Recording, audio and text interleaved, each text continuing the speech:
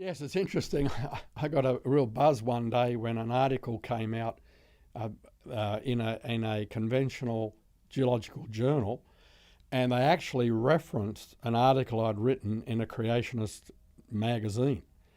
And what it was some Japanese scientists had read that and decided to experiment themselves.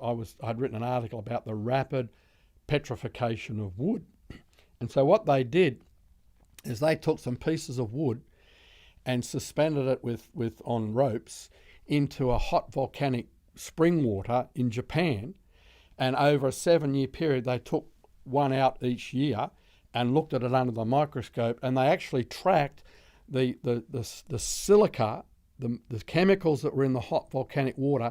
The water permeated into the wood, into the cells, and progressively over those few years the silica had filled and totally replaced and petrified the wood. In my article, I'd referred, similar to the example you gave, of fence posts in outback Australia, where the farmer, the rancher, had come back years later to renew the fence and discovered that the posts had become petrified in the ground. And so it's everyone knows it's a rapid process. They've even done it at springs, hot water springs in Yellowstone National Park, similar experiments. So it's well known that these processes are rapid. The only reason why people think in terms of millions of years is because they've been conditioned to think in millions of years. But experimental and observational evidence shows that these processes are rapid. So all you have to do is get animals, plants buried rapidly during the flood.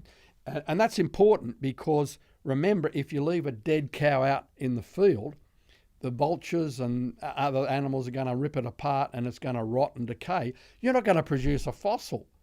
You've got to bury it rapidly. And so millions of years isn't the solution.